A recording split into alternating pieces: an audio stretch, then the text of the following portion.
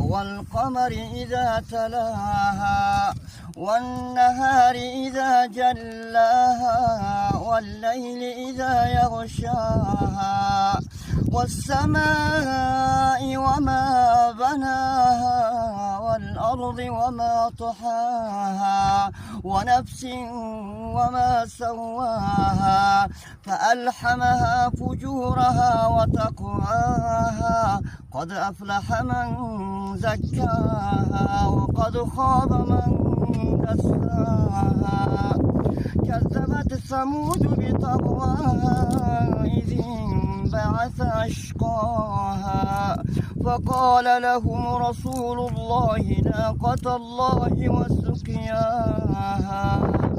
فكذبوه فعقروها فدمدم عليهم ربهم بذنبهم فسواها.